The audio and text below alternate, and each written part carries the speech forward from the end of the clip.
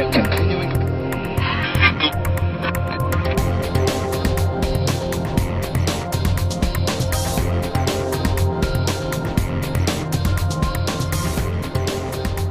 If you're looking for something to do, I want you to mark off your calendars for September 18th to the 21st. And I want you to attend the Better Living Center exhibition place to see the Fall Home Show. But we also are going to be hosting a fantastic seminar, which is called the Condo Buyer Survival Guide. And that is on the Saturday, which is the 20th. And of course, we're going to be at the show, and you're going to be speaking, Simon, which is fantastic. And there's a few condos in Toronto, I heard. Just a few. I get to host the event, which is wonderful. But we also have one of our favorite experts that come on the show on a regular basis. And finally, we get to do an event with the one and only Glen Peloso. So he's here in studio. Welcome. A pleasure. It's nice to be here. So do you think that the three of us, first of all, being on stage together... Can we get along? We know that. We know that. As long as we don't fight. We won't fight. No name calling. Once we get by if all we do, those we kiss and make up, it's all good. But right? can we get through it? I mean, this is There'll really... be some giggling. It's a possibility. This is where I think it's going to be a bit of a I'm going to challenge. spike his coffee on the morning. Yeah. But you know what? We're so That'll be twice I do myself. We're here, and we're going to be there, I should say, to talk about the real estate market, and specifically for that event, to talk about condos. Right. And there is one or two in the city. I don't know if you've looked around. But. Well, we're told it is the largest condo market in North America, second largest in the world. And, with the condos, as you know, Glenn, it's a very unique problem because the condos are getting smaller and smaller. So we're speaking to the investors that are going to be in the crowd, but we're really excited to have you there. So you can speak to, what can we do to get creative, maximize use of the space, and not make it look like a storage closet with too much furniture. Yeah. Right. There's some things that you do because it makes you happy. Mm-hmm. and when they're done, you get to walk into your space and go, wow, I really, really like this. And then there's other things that you do that are actually going to give you a return on investment. And it's making those decisions about, how long am I going to be here? How important is this space to me? What am I going to do in order to enjoy my space the best that I can? Versus, the idea of being here is that I'm going to be here for a couple of years and I'm going to sell and I'm going to move to a new space, or I'm going to upgrade, or I'm going to change my life in some way.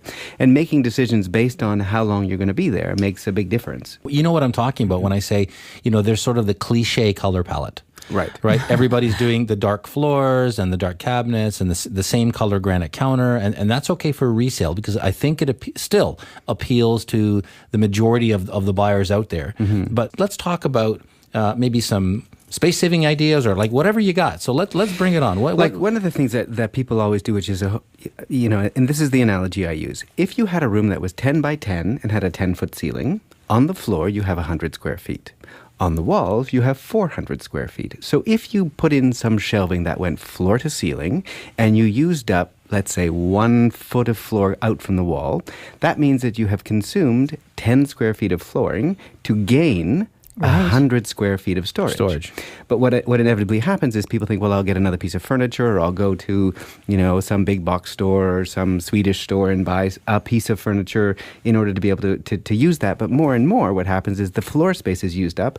And as I like to say, unless you're Spider-Man, you don't walk on the walls, you walk on the floor. So giving yourself as much space as you can possibly have is a great way of getting the storage that ultimately is going to pay back. We're also seeing some very creative use of furniture with built-in storage. Correct. Or furniture that has multiple uses. Correct. The Murphy bed installed on the wall for that second, that den, that smaller den that's sometimes a lot less than 10 by 10. Yeah. Can serve multi-purpose, and obviously you like those ideas. Yeah, there's coffee tables that will also turn into your desk, or will turn into a place for you to eat. Having a big, huge dining table in a space that's 450 square feet makes no sense. Who are you going to entertain? You're never going to have more than maybe you and one other person, and if you are, you're going to go out. So having a big, huge dining table doesn't make a whole lot of sense. Right, and the big trend that's happened too, of course, is our furniture. We now have condo-sized furniture. So Correct. That tells you right now that obviously there's a huge shift. And I want to ask you, because we get lots of questions from our listeners, and one of them was regarding floor plans for condos. Mm-hmm. They were kind of asking, does it make sense to work with a builder to modify your floor plan? So it's a new opportunity, it's a new condo, and they wanted to go and actually change it to suit their lifestyle. Where possible. But they were afraid of the cost that would be involved, and is that something that the builder will allow? I mean, some builders will allow it. It depends on how the overall building is structured. And, from an architectural point of view, there is some things that you just simply cannot change because it's what's holding structurally, it's holding the floors below and above you. Okay. You can make changes, and sometimes you look at a floor plan and you sort of say, well, this is a relatively small room. Do I really want this as a den, second bedroom, office, or whatever it is on plan that it says that it is? Maybe that doesn't suit you at all. Maybe you'd rather have a much larger, living room. So it's worth going through that process to make sure that you end up with something that you can live in. So let's say you have a condo and it needs a little bit of freshening up. Yeah. You want to renovate those bathrooms, the kitchen. How difficult is it to do in a condo? So what are the challenges people will experience? I mean, the first thing to do is sit down with the rules and regulations of your condominium corporation and go through it so you know what it is that is allowed, what it is that isn't allowed, and then you don't end up in any kind of a struggle with the building. Because if you are in the wrong, they can make you change it. They can make you rip it all up. And in fact, I'm going to go just one step further and always get written approval from the condo board before you do anything, because even if you think you're following the rules, they can arbitrarily say, well, you should have put a different underlay, or there's I've seen all kinds of crazy stuff. Right. So absolutely, just get permission. So Simon, are you saying getting written approval in terms of what your renovation is going to entail, or are you saying just get written approval saying you're going to do a renovation? Well, in some cases you don't need permission, but I just like to have I like to be pretend I'm a lawyer and get written acknowledgement of everything. I told you I'm doing it. Okay. You told me fine, go ahead. You book the elevator. Yeah, because you're right. You have to be careful what time you're going in. When are you going to do the renovations? You got to get your debris out. You can't leave anything there. You can't put it in. Yeah. You got to take it off site, any debris, and so on and so forth. So what about Glenn? One was rules and regulations. So make sure you sit down and understand. What's the next thing?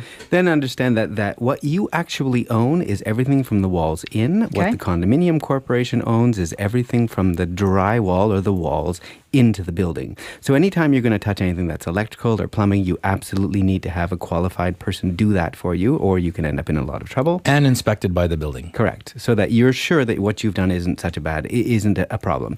If you're doing things that are aesthetic, I'm going to take down the mirror that's on the bathroom wall and change it for something else, not a big deal.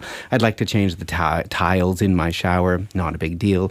But, structurally, as often happens in older condos, they have these big, huge tubs and a tiny little stupid shower so that when you bend down to pick up the shampoo, your bum opens the door and the whole room gets wet. So those ones? true. Yeah, but a huge Depends on your bathtub. bum. Right, yeah. I mean, you open a bigger size door depending on the size of your bum. I just open a tiny little Just telling you the truth. But often I look in a smaller space and I think, why is there a huge tub and a really poor shower? This would be much better off as a big shower without any tub at all. You actually get more use out of that, and you need to look at sort of how you live your life and what makes sense for you. Are you a shower person or a bath person? And make sure that you renovate it so that you create that space. So if you're only changing tiles, not such a big deal. But if it is that you're going to tear out the tub and put in a much bigger shower, you want to go to 2 sinks as opposed to 1, or 1 as opposed to having the 2, whatever the deal is that you're going to do, then you need to figure that out because you are connecting into their systems. Right. Then you need to have approval, absolutely. You want to make sure that, you realize that there's a whole bunch of other people in the building and you have to work around, your renovation isn't just for you. It's also inconveniencing everybody else on every other floor. So making sure that you get your debris in and out off times when everybody else needs the elevator, so that you can work harmoniously with everybody in the building. Having everybody on the entire floor above and the entire floor below hate you, not so much fun.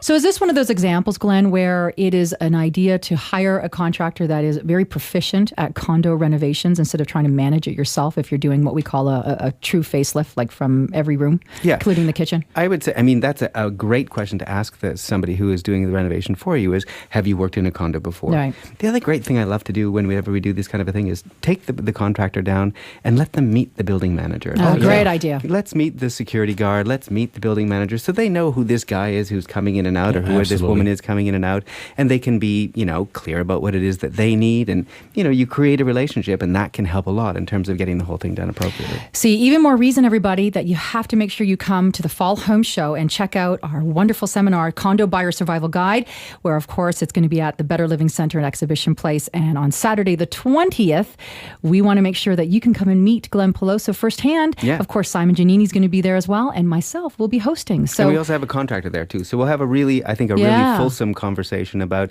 exactly everything that goes into making it work. And there'll be a great opportunity for people afterwards to be able to, of course, ask their questions. But more importantly, it's also a great chance to check out the actual Fall Home Show after the event too. So no excuses. If you want to make sure that you attend, visit realestatetalkshow.ca, of course, and you can click on there and register online. And more importantly, Glen Peloso, we love having you. We have so many listener questions, so we'll get you back. Thank you, Glen. A pleasure. We'll see you soon. Okay.